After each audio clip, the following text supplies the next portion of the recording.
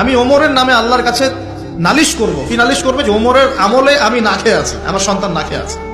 কথা বুঝতে পারছেন? এই কথা শোনার সাথে সাথে ওমর রাদিয়াল্লাহু আনহুর মানে বুকে আল্লাহ পাকের ভয় চলে আসলো, হৃদয় প্রকম্পিত হলো। প্রকম্পিত হওয়ার পর তিনি নিজে চলে গেলেন মদিনায়, যেটাকে বলি আমরা বাইতুল মাল, মানে রাষ্ট্রীয় সম্পদ যেখানে থাকতো ওটাকে বাইতুল মাল বলা হতো। সেখান থেকে একটা আটার বস্তা নিজের কাঁধে উঠিয়েছেন, উঠিয়ে নিজে পায়ে হেঁটে ওই মহিলার বাসায় যাচ্ছেন। তার পাশে থাকা একজন সাহাবী, তিনি বলছেন, তার নাম আসলাম রাদিয়াল্লাহু আনহু, তিনি বলছেন যে ইয়া আমিরুল মুমিনিন, হে আমিরুল মুমিনিন, আমাকে দিন, আনা আহমিলুক, আমি এটাকে বহন করে নিয়ে যাই। আপনি চলেন, সাথে সমস্যা নেই, আমি বহন করে নিয়ে যাই অ্যাটলিস্ট। তখন ওমর রাদিয়াল্লাহু আনহু বলছেন, দিলের কান দিয়ে শোনেন কথাগুলো, ওমর রাদিয়াল্লাহু আনহু বলছেন, হাল আনতা তাহমিলু উযরি ইয়াউমাল কিয়ামা, তুমি কি কিয়ামতের মাঠে আমার পাপের বোঝা বহন করবে? সুবহানাল্লাহ, চিন্তা করে দেখেন।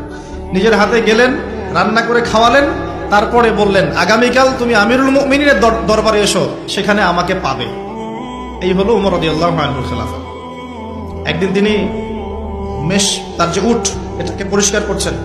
আলী রাদিয়াল্লাহু আনহু দেখে বলছেন, আমিরুল মুমিনিন, আপনি পরবর্তী জেনারেশনের জন্য অনেক কঠিন আদর্শ রেখে যাচ্ছেন।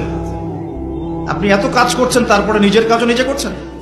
তখন ওমর রাদিয়াল্লাহু আনহু বলছেন, ওয়ালা তালুমুনি আবুল হাসান, হে আবুল হাসান, আমাকে এভাবে বিব্রত করো না, কারণ আমি ভয় করি যে আমি যে অর্ধবিশ্ব শাসন করছি, তারপরে আমি ভয় করি যে আমার এই শাসনের আন্ডারে যদি একটা রাখালও না খেয়ে মারা যায়, আমি ভয় করি আল্লাহ এর জন্য আমাকে জবাবদিহি করাবে। আরেকটা বলে শেষ করে দিই, আমর ইবনে আস রাদিয়াল্লাহু আনহু, তিনি একজন গভর্নর, কোথাকার? মিশরের। কার আমলে আছেন? ওমর রাদিয়াল্লাহু আনহুর সময়। তো তার ছেলের নাম হচ্ছে মুহাম্মদ।